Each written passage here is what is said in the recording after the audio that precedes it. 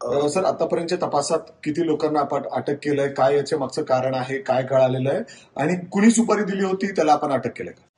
हो, बरोबर आहे. या घटनेमध्ये एकूण 4 आरोपीला अटक करण्यात आलेली आहे. गाडीमध्ये जे मर्डरचे घटनाला अंजाम दिले तसे 4 आरोपीपैकी 3 आरोपी सध्या पोलिसांच्या ताब्यात आहे. यामध्ये तपासामध्ये एका व्यक्ती, शेजारी राहणारे व्यक्ती यांचे वैयक्तिक वादाचे कारणांनी त्यांनी सुपारी दिल्याची बाबी समोर आलेली आहे.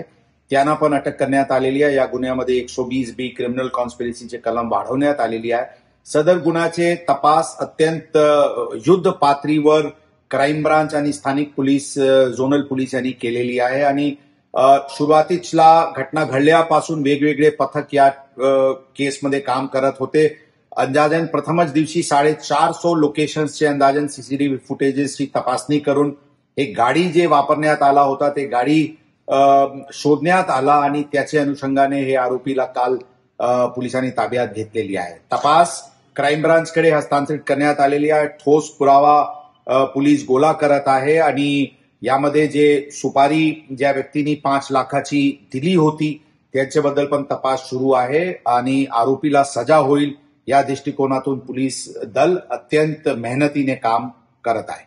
आम्ही पुणे शहरचे जनताला अपील, विश्वास देऊ इच्छितो की पुणे शहर पोलीस दल अत्यंत कार्यक्षमतेने आणि अत्यंत मेहनतीने शहरात कायदा सुव्यवस्था अबाधित ठेवण्यासाठी आणि गुन्हेगारीवर पूर्णपणे नियंत्रण ठेवण्यासाठी सुसज्ज आहे, तयार आहे.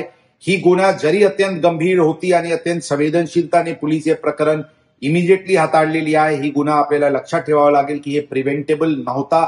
हे आज आपसी कारणांनी, वैयक्तिक वादामुळे हे देण्यात आलेली सुपारी आहे. या घटनाच्या अनुषंगाने पुणे शहर पोलीस दलांवर प्रश्नचिन्ह निर्माण करणारे लोक काही वैयक्तिक हितासाठी, वैयक्तिक कारणांनी जरी करत असतील, पुणेकर जनताला आम्ही विश्वास देऊ इच्छितो, पुणे शहर पोलीस दल आपल्या सोबत शहराला आणखी शांतप्रिय, शिस्तप्रिय करण्यासाठी पूर्णपणे सुसज्ज आहे आणि तयार आहे.